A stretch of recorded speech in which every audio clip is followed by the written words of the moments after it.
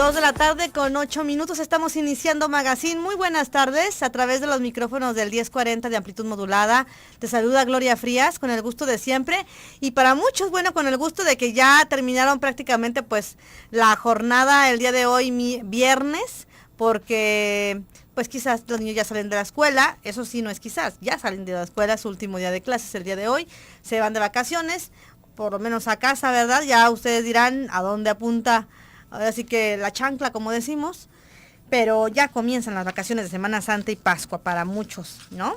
Así que si tú eres de las personas que te vas a visitar a tus seres queridos a otra parte, vas a recibir visita también de otros lados, vas a hacer actividades aquí mismo en casa. Muchas personas dicen, pues yo no salgo, pero sí invito a los primos o a los amigos y hacemos como una carnita asada ahí en la casa, o quizás le compran una pequeña alberquita de estas que venden en los supers a los niños ahí para que estén dándose un refrescón, que estén jugando un ratito, ¿no? Hay muchas maneras de pasar el tiempo. Ojalá y así sea para ti, que lo disfrutes, que descanses, y si trabajas, bueno, pues también que sigas con este gusto de trabajar, como debe de ser, y más porque, bueno, sabemos que se desahoga la ciudad un poco en Semana Santa y Pascua, y bueno, pues todavía para los que trabajamos decimos, pues por lo menos está a gusto para transitar en las calles de Guadalajara, ¿no? Así está. Bueno, aquí te acompañamos a través de los micrófonos de Radio Mujer. Hoy vamos a estar hablando de la calidad de vida para personas con Parkinson. Sabemos de esta enfermedad que obviamente, bueno, pues se ha establecido ya un Día Mundial del Parkinson, y se estableció pues precisamente el 11 de abril como Día Mundial de Parkinson, con un objetivo que es acrecentar la concientización de las necesidades de las personas aquejadas de esta dolencia. Esta fecha también coincide con el nacimiento de James Parkinson, el médico británico que fue quien descubrió por primera vez pues la parálisis agitante, término que pues obviamente que él mismo acuñó, ¿no? De esto de agitante. ¿Ustedes cómo saben qué es esta enfermedad? Quienes han visto personas con esta enfermedad, es una cuestión de que se agitan, de que están moviéndose y no pueden parar. Vamos, caso más claro, el Papa Juan Pablo II lo tuvo, el mal de Parkinson, como ya movía sus manos, no tenía control sobre ellas, también su parte de la parálisis que sufrió también en su rostro, y pues obviamente sí es incapacitante, digámoslo así, quienes padecen esta enfermedad, y más cuando van poco a poco pues avanzando, ¿no? Al grado de ser totalmente pues dependientes de otras personas. El mal de Parkinson es un trastorno, obviamente pues cerebral, que conduce a la persona, como les decía, a la incapacidad tal cual, o a la discapacidad, debido precisamente a la destrucción y al deterioro de las neuronas. Hoy vamos a conocer esto. Estamos a la espera del doctor Carlos Zúñiga, neurólogo, que viene del Hospital Civil Fray Antonio Alcalde. Ojalá y ya en unos momentos más esté con nosotros. Y estaremos hablando sobre estas causas, porque sabemos que el Parkinson hoy por hoy, con los avances de la medicina, se puede controlar, y pues obviamente va a haber una plática o un evento el día de hoy aquí en la ciudad de Guadalajara, precisamente para pacientes y para familiares de personas con Parkinson, hoy por la noche a las 7 de la noche en el Hotel NH de Guadalajara. Es una plática gratuita, que sí, verdad, que es gratuita, y vale la pena que si tú pasas por esta situación con algún familiar que tengas en casa, conoces a alguien que padezca del mal del Parkinson, pues le pases la voz, porque son de esas pláticas que sirven muy bien, y pueden ayudarles mucho para pacientes y familiares. Esta plática hoy a las 7 de la noche en el Hotel NH de Guadalajara, que está ubicado acá por lo que es Américas, acá en Sao Paulo, 2334 en Guadalajara, Jalisco. Muy bien. Son las 2:12 p.m. Teléfonos en cabina para ustedes, para que nos platiquen cómo andan, cómo terminan la semana ya, esta semana ya de abril, 11 de abril, 31 22 11 90, 36 47 18 83, teléfonos aquí en la cabina, Para quienes nos escuchan en internet y nos ven en internet, estamos en radiomujer.com.mx, dentro de la sala de chat, ahí nos pueden contactar. Saludamos a Rosy, que está en la producción del programa, a Chuy Preciado como cada tarde también en la imagen, y a Arturo Cervantes en los controles de audio. Tengo el gusto de saludar aquí en la cabina al doctor Carlos Zúñiga. Hola. Hola, ¿cómo está, doctor? Neurólogo. Así es. Del Hospital Civil Fray Antonio Alcalde, conocidos también por el viejo Hospital Civil. Así ¿no? es. Bienvenido, doctor, ¿cómo está? Bien, todo muy bien, Rocío, muchas gracias. Gloria, a sus órdenes, Rosy, Gloria, la doctora, no se preocupe, doctor. Hoy es el Día Mundial de Parkinson, ¿cierto? Sí. ¿Qué es el Parkinson, doctor? Explíquenos, vamos, lo primero que vemos es cuando las personas como que les entra como una temblorina, no pueden controlarse, pero usted nos podrá ya médicamente decir qué es el Parkinson. ¿Le parece que después de la pausa, para no cortarle la inspiración, lo expliquemos? Claro que sí. Vamos a la pausa comercial y regresamos en un momento. Aquí estamos en Radio Mujer y te acompañamos en este viernes ya, fin de semana. Cuídense si van a salir hoy o ya mañana, cuídense, y cuando salgan también estas vacaciones mucho, y revisen sus coches si van a salir por coche, por carretera. Póngase el cinturón de seguridad, por favor. Vamos a la pausa.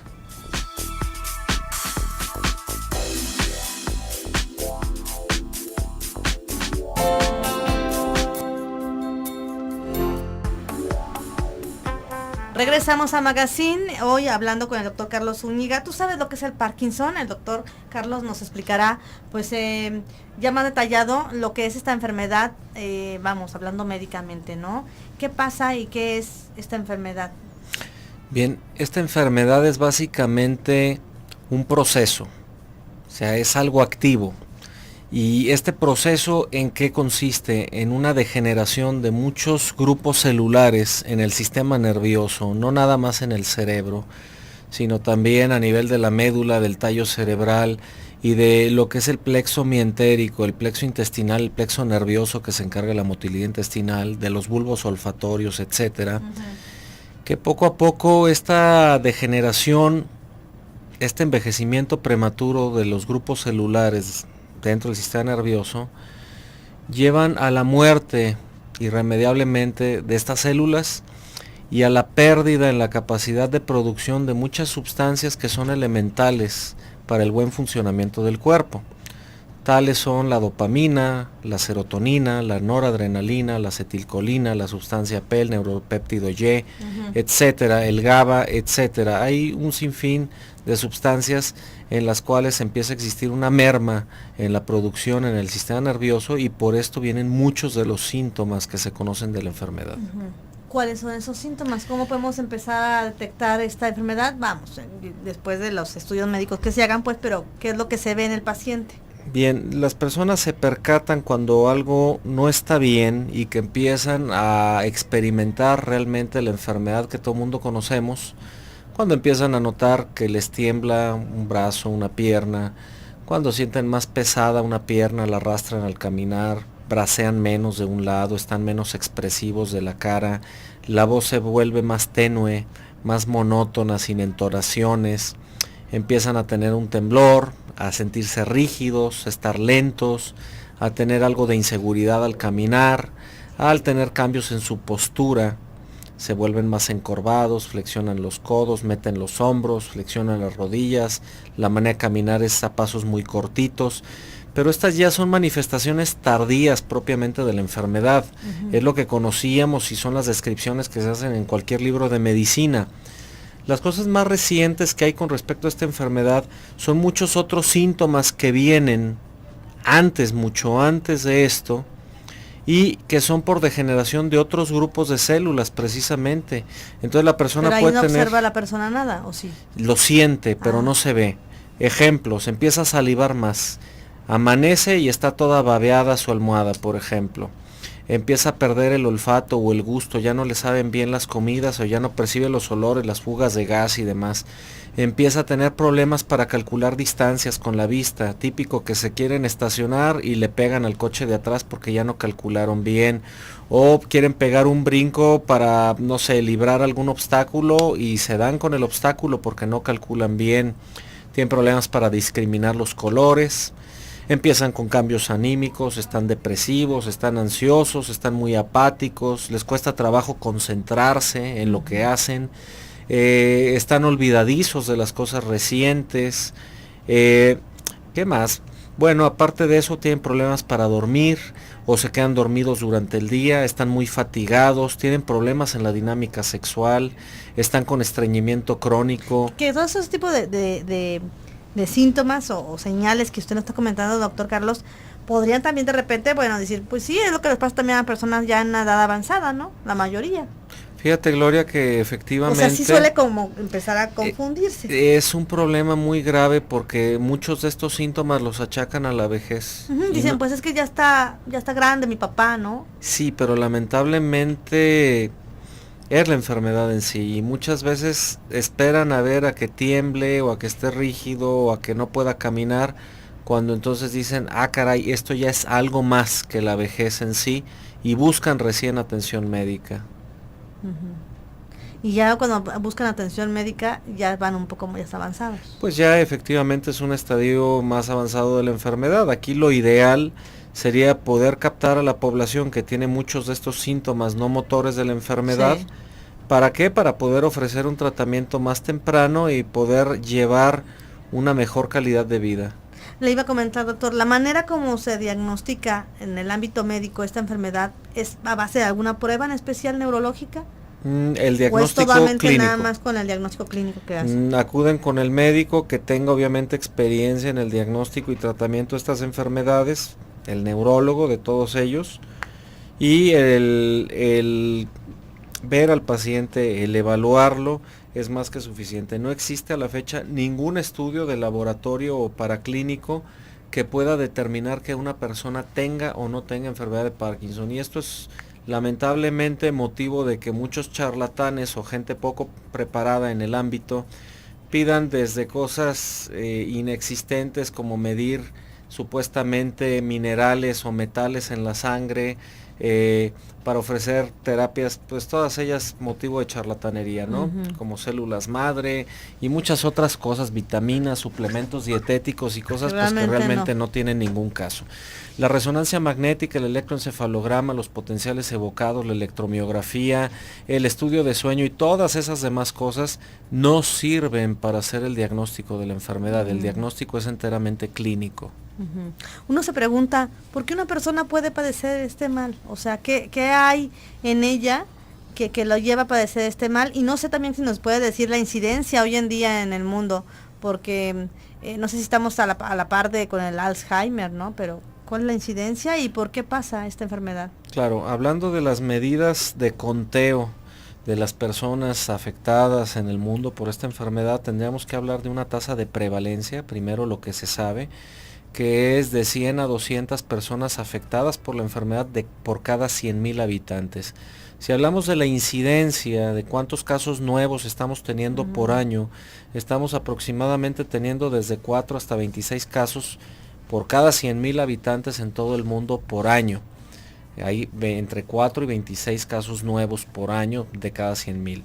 ¿Qué cosas realmente pueden de alguna forma vincularse al desarrollo de la enfermedad? Bueno, pues pueden ser varias cosas. Primero, los factores ambientales. La enfermedad de Parkinson, ¿cuándo se empieza a observar? Con la llegada de la supuesta revolución industrial, que fue, por decirlo así, una manera fina de decir que empezamos a echar contaminantes a nuestro mundo. El aumento en el nivel de contaminantes que tenemos actualmente, aunado a ciertas infecciones, virus, bacterias, algunas otras cosas raras,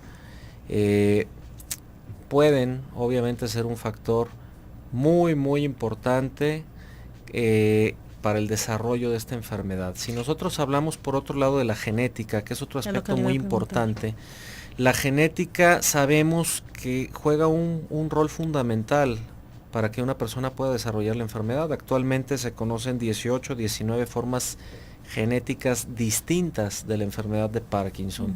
Hay 18, 19 tipos de mutaciones, no todas ellas conocidas con exactitud, que a la fecha sabemos que dan enfermedad de Parkinson. Entonces, si tenemos los factores ambientales y tenemos los factores genéticos en una persona susceptible al desarrollo de esta enfermedad, eventualmente tendrá la mezcla perfecta esa persona para que en años posteriores pueda sufrir de este padecimiento. Le voy a preguntar entonces si en casa, nuestros antecedentes, por ejemplo, con los abuelos, bisabuelos, algún tío, presentó esta enfermedad, ¿hay posibilidades de también uno tener esta, pues ahora sí que susceptibilidad de tener este tipo de enfermedad? Definitivamente sí.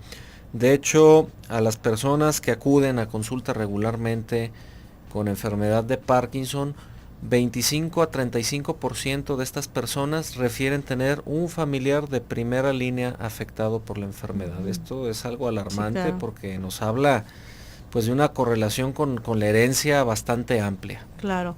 Y bueno, ahorita vamos a ir a la pausa comercial, pero me gustaría también que nos dijera a partir de qué edad se pueden presentar. Hemos visto también hasta en el mundo de la farándula casos donde pues no tienen que llegar a los 60 años para padecerlo, ¿no? Ahorita nos platica, doctor Carlos. Claro que ¿te sí. parece? Vamos a la pausa. Estamos hablando hoy de lo que es la enfermedad del Parkinson. Hoy es Día Mundial del Parkinson y también más adelante te vamos a reiterar esta invitación a una plática gratuita que hay para pacientes y familiares de personas con Parkinson, hoy aquí en Guadalajara, para que puedan pues enterarse más de esta enfermedad y nosotros, bueno, que no la tenemos, también saber más de eso.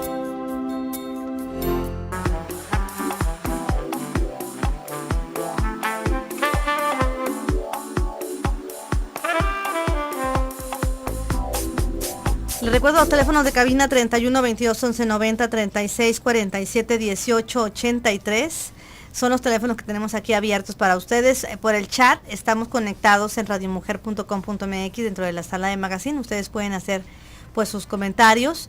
Y sí, hablando ahorita fuera del aire con el doctor Carlos Zúñiga, neurólogo que nos acompaña hablando hoy de la enfermedad del Parkinson, le decía que sí es como bien fácil el que si tenemos familiares ya en etapa avanzada, no sé, arriba de los 60, 70, 80 años, 90 incluso, pues sí pareciera como que, y me imagino también que se da también esto de, pues es que a lo mejor es normal todos esos movimientos, esas actitudes, esas lentitudes que tiene o esos tropiezos que tiene, porque pues es por la edad, ¿no? O sea, generalmente decimos, pues es que ya una persona de 80, 90 años es torpe. Sí, lamentablemente se confunde mucho la familia en ese aspecto, piensan que está chocheando propiamente, que es ya una situación evolutiva de la vejez. Si bien las personas de la tercera edad pueden tener algunos rasgos parkinsonianos sin que esto sea Parkinson propiamente, que puedan verlos un poquito más lentos, más pausados en su manera de ser, de andar y demás, definitivamente muchas cosas salen de lo normal.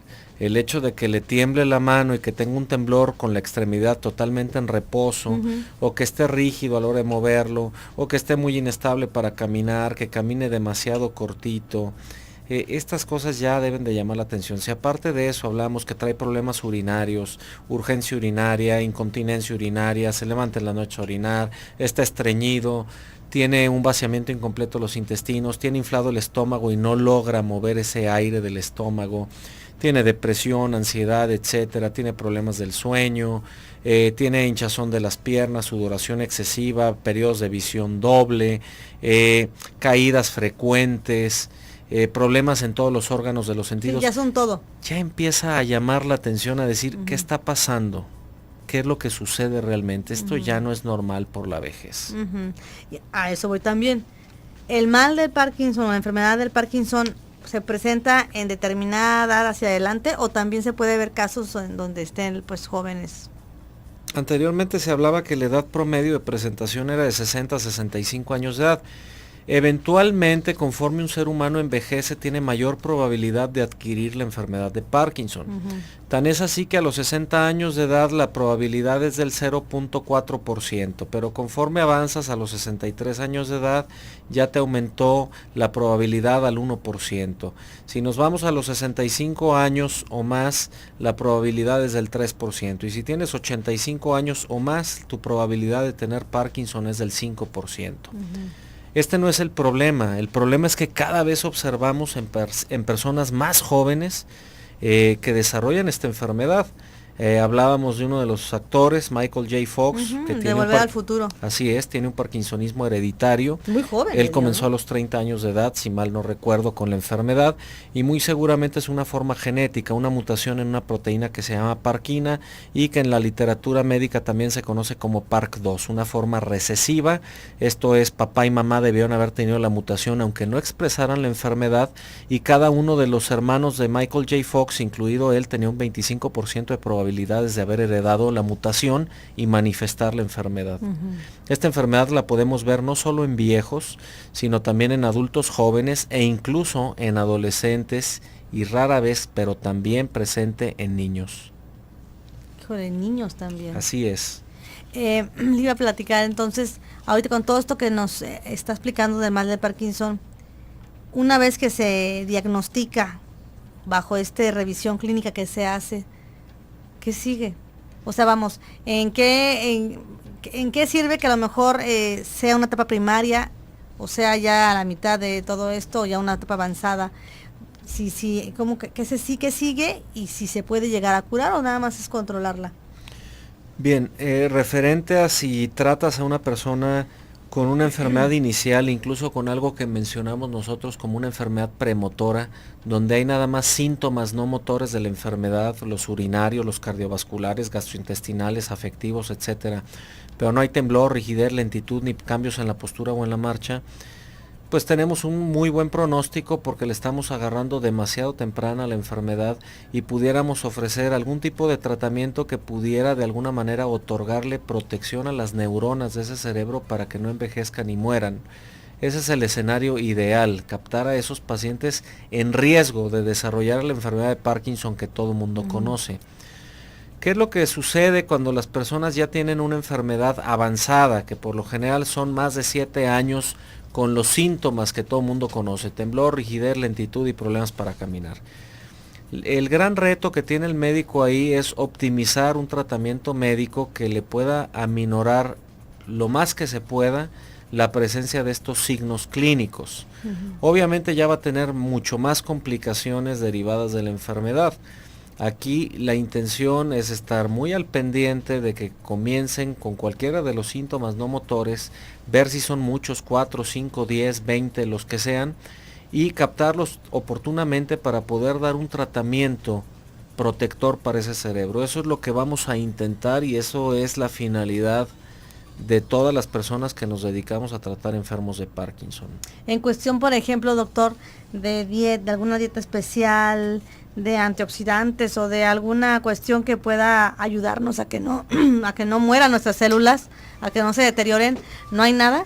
Sí, hay muchas recomendaciones definitivamente para tratar de proteger al cerebro y que no padezca del Parkinson.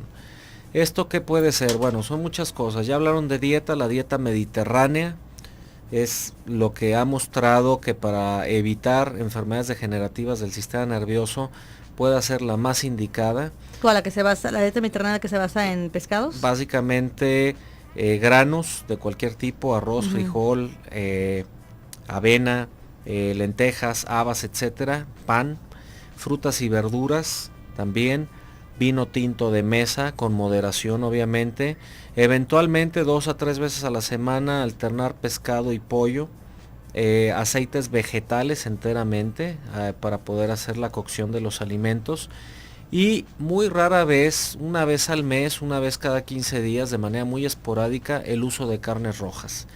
Esta dieta mediterránea es la que puede conferir protección. Obviamente una dieta natural alta en antioxidantes es lo que se pretende. La comida rápida y la comida chatarra obviamente van a generar algún proceso, alguna descompostura, por así decirlo, en todo nuestro organismo, y el cerebro no queda libre de esa descompostura. Entonces tenemos que evitar eso. El ejercicio aeróbico 1 hora diaria es mandatorio, incluso en las personas que ya tienen Parkinson deben de hacer 1 hora diaria de ejercicio para que ese cerebro se mantenga joven. Se oxigene. Así es. Otros hábitos como la lectura y el estar acostumbrado a jugar juegos de mesa. Para activar, así como decimos, para activar la neurona, doctor. Sí, memoria, turista, dominó, cartas, lo que quieran. Es una manera de mantener ese cerebro joven. el evitar el estrés y la depresión a toda costa, el evitar exponerse en situaciones que atenten contra la vida de uno por la contaminación. Un ejemplo muy claro, todas aquellas personas que se ponen a correr a las 6 de la mañana por Avenida Patria a la altura de Colomos creyendo que el arbolito los va a proteger.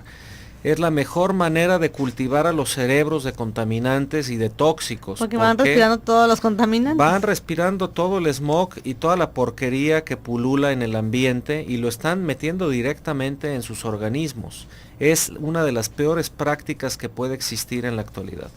Le pregunta Lorena, le comenta, mi papá falleció a los 90 años, tenía muchos síntomas como los que comenta el doctor.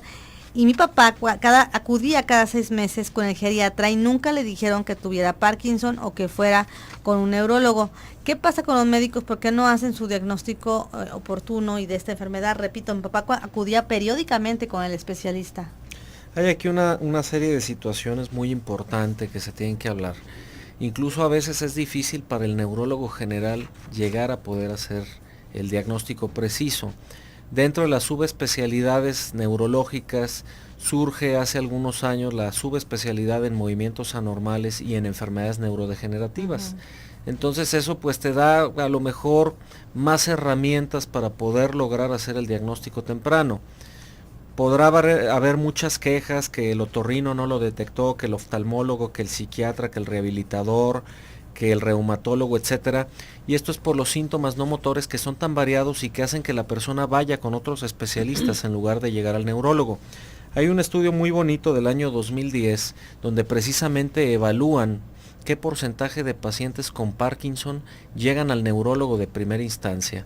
Y sabemos que solo el 42% de esta población llega de primera mano con el especialista adecuado para tratar su problema, y no solo eso, sino que muchos de los síntomas no motores, como son variados en todo el cuerpo, van con el especialista. Oye, que estoy orinándome encima, pues voy con el urólogo y el urólogo le dice que la próstata, voy con el proctólogo, con el gastroenterólogo, que estoy deprimido, voy al psiquiatra, etcétera. Voy a la pausa y regreso. Estamos de regreso aquí en Magazine. Comenta Marta Robles de las Águilas que si el Parkinson, ¿cómo se diferencia de una demencia senil común? Porque su mamá no tiene todos los síntomas que comentaron. Bien, a ver, eso es interesante. La demencia senil es un término de antaño que se empleaba para describir lo que hoy conocemos como demencia tipo Alzheimer. Son sinónimos, por así decirlo. La demencia como tal puede empezar con manifestaciones no motoras también. Empiezan por lo general con depresión y con olvidos frecuentes. E incluso los pacientes con demencia de tipo Alzheimer, 16% de ellos pueden tener algunos rasgos parkinsonianos, que estén más lentos, que tengan ligera rigidez en un brazo, una pierna, o inclusive llegar a temblar, sin que esto sea enfermedad de Parkinson. Aquí el tema fundamental en las demencias de tipo Alzheimer es que estos pacientes, el principal problema que tienen en las variantes clásicas de Alzheimer es la pérdida de la memoria reciente, y eventualmente empezará a haber pérdida de la memoria ya tardía o de largo plazo, aunado a algunos otros problemas conductuales, alucinaciones visuales y demás. Realmente la evolución que tiene una persona con Alzheimer es muy, muy diferente a la de una persona con enfermedad de Parkinson. El paciente con enfermedad de Parkinson, sus manifestaciones primordialmente son motoras, mientras que el paciente con enfermedad de Alzheimer, las manifestaciones que arroja son principalmente cognitivas. Dice Alma Gómez, ¿qué efecto tiene en nuestro cerebro el aceite DHA para la memoria? Ninguno. Esas son ya cuestiones marketineras que quieren hacer vender productos. Donde quiera están poniendo DHA. Todo, y el omega no sé qué. Y el omega y el no sé qué y el no sé cuánto. Quítese de problemas. Haga una dieta sana, natural, cocínela usted misma, use aceites vegetales, trate de usar alimentos orgánicos, y ese es el mejor vitamínico que puede tener, porque también son muy dados a estarse autoprescribiendo polivitamínicos, los cuales ya está más que demostrado. Acaba de salir en JAMA, una revista muy prestigiosa dentro del ámbito médico, de que sirven para poco o nada los polivitamínicos, y sí traen una serie de problemas, de efectos secundarios muy graves. No, y luego, bueno, no falta que ya determinada edad, que el ginkgo biloba, Así que es. el ginseng, Que el no sirven omega, para nada, el están antioxidante. más que estudiados en estas enfermedades degenerativas del sistema nervioso y no sirven. Marta Miguel dice, mi niña de 14 años tiene trastornos de conducta, pero en la noche tiene movimientos involuntarios en piernas y pies. La psiquiatra me dice que es por lo mismo del trastorno. ¿Por qué considera usted que sea este movimiento? Bien, hay que ver eso. Perdón, doctor, toma risperidona, sí, risperidona y paroxetina. Paroxetina. Aquí lo que tenemos que ver es si esta nena no empezó desde el kinder a estar muy irritable o muy inquieta y que tenga un déficit de atención con hiperactividad, que es posiblemente lo que tiene. Estos niños tienen varias cosas, varios trastornos durante el sueño. Uno de ellos es el síndrome de piernas inquietas, que se relaciona mucho con ello y que son sensaciones molestas o dolorosas en las piernas, que obligan al niño o al adulto que los padece a estar moviendo las piernas o inclusive pararse a caminar. Si está dormida y de manera rítmica esta nena está con sacudidas rítmicas de las piernas, sincrónicas, súbitas, relampagueantes, puede tener algo que se conoce como movimientos periódicos de las extremidades durante el sueño. Y aquí también tendríamos que ver, puesto que está tomando un bloqueante dopaminérgico como es la risperidona, que no le esté generando algún trastorno del movimiento el medicamento en sí. Hay otros diagnósticos diferenciales como los dolores del crecimiento que se suelen ver en la infancia tardía o en la adolescencia, y que el niño, al sentir dolor porque está creciendo el hueso, ¿sí?, empieza a mover y a retorcer las piernas. A mover y a retorcerlas. Sí, por supuesto. Pero eso es por parte de su crecimiento. Es parte evolutiva, pero aquí tendríamos que revisar muy bien cuál es el psicodiagnóstico, si es déficit de atención con hiperactividad o si es algún otro trastorno, y ver que los medicamentos o que algunos otros problemas asociados no se susciten. Pero bueno, en lo que platica esta señora, bueno, que no se... Puede ser más por el trastorno como tal, como le dijeron, que por esta cuestión del Parkinson, ¿no? No, definitivamente no creo que sea Parkinson, tendrá otras manifestaciones. Doctor, no hemos hablado de esta parte de la familia, pero, perdón, de la familia de las personas con Parkinson, pero antes me gustaría precisamente, hablando de familia, que nos invitara o que reiterara, porque ya le había mencionado al principio del programa, la plática que va a haber el día de hoy en torno a este Día Mundial del Parkinson aquí en Guadalajara. Sí, claro que sí. Una plática gratuita, ¿verdad? Es una plática de entrada libre, va a haber canapés, bebidas y demás, va a ser una reunión de especialistas en enfermedad de Parkinson, y lo que se pretende es precisamente generar conciencia a la población en general de qué es esta enfermedad y qué estrategias hay actualmente para detectarla oportunamente y tratarla principalmente para que esas personas tengan una excelente calidad de vida. El evento estará ubicado hoy a las 7 de la noche en el Hotel NH, ahí en Prolongación Américas, en las instalaciones del hotel. Y bueno, es un evento que tenemos contemplado que dure de 7 de la noche a 9 de la noche. Va a haber una reunión de especialistas en la enfermedad donde trataremos diferentes ámbitos relacionados con este problema. Sí, es una plática para pacientes y familiares, ¿verdad? Así es, primordialmente, aunque la entrada es libre. Si quieren ir médicos, otros especialistas, por supuesto, las puertas abiertas enteramente. Bueno, pues gratuito y a las 7 de la noche el día de hoy, viernes. Así es. NH Guadalajara, Hotel NH. Ahora, doctor, la familia de las personas con Parkinson, ¿cómo puede ayudarle al mismo paciente y qué hay que tomar en cuenta como familiar de una persona con Parkinson? Son varias Quienes cosas. Están alrededor pues del paciente como tal. Así es, son varias cosas que hay que tomar en cuenta. Para empezar, el primero que se va a desgastar de toda esta historia no es el paciente en sí, es el familiar y sobre todo el cuidador, aquella persona que queda asignada al cuidado de la persona con enfermedad. Y esto sobre todo en personas que ya tienen una enfermedad avanzada, que lamentablemente no se trató posiblemente bien desde el principio o que tiene una variante agresiva de la enfermedad, una forma agresiva, y pues que va a ser de estarse levantando cada 3 horas a lo mejor para que lo lleven al baño durante la noche, entonces el cuidador no va a dormir, o que necesita ayudarle con el procesamiento de alimentos para alimentarlo, vestirlo, bañarlo, higienizarlo, llevarlo a tener otras actividades fuera de casa, etcétera. Lamentablemente es tanta la carga que tiene el cuidador que se vence muchas de las veces tristemente, y el paciente o la persona que tiene enfermedad de Parkinson termina siendo un mueble más de esa casa. Sí, se le descuida, ¿no? Lo tienen arrumbado en una esquina, en un sofá o en una cama, y saben que existe y hay que ir 3 veces al día a lo mejor a alimentarlo y nada más. Como bulto acaba, Como ¿no? un bulto, tal cual, así es. Entonces sí hay que poner mucho de la parte del familiar, en este caso de los familiares, para atender a esa persona que pues está padeciendo este mal. Yo le decía al doctor, ¿hasta dónde llega una persona con Parkinson en casos ya severos y graves? O sea, los casos... y aparte también, doctor, ¿qué es lo que lo hace finalmente pues llegar a perder la vida, ¿no? Bien, los casos avanzados tristemente obedecen una serie de cosas mal hechas, la mayor parte de las veces. Los casos avanzados que se progresan mucho es porque no se trataron bien adecuadamente desde el principio, o porque no hicieron ejercicio físico, no entienden que el 50% del tratamiento es ejercicio físico, el otro 50% pueden ser las pastillas o la cirugía. Y eventualmente la persona, conforme pasan los años con la enfermedad, comienza a tener un deterioro en la movilidad, comienza a tener un deterioro en la deglución, en la fonación, al caminar se congela, se queda paralizada. Y aquí lo más grave es cuando empiezan los problemas para deglutir. ¿Por qué? Porque lamentablemente empieza a existir una falta de sincronía en lo que es la alimentación y la comida. En lugar de dirigirse por el esófago hasta el estómago, se va a la tráquea y posteriormente a los pulmones.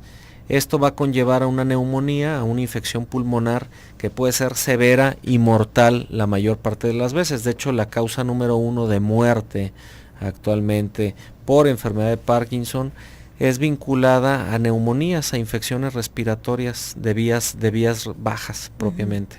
Es lo que finalmente llega a padecer, sí, o por lo que a veces llegaba a fallecer, ¿no? Así pues doctor, es. yo le quiero dar las gracias por esta entrevista que nos dio, esta explicación tan adecuada y tan clara que nos dio de la enfermedad del Parkinson. Ahí en el Hospital Civil atienden también esta situación. El Hospital Civil de Guadalajara, Fray Antonio Alcalde, cuenta con una unidad especializada en el diagnóstico y tratamiento de enfermedades neurodegenerativas.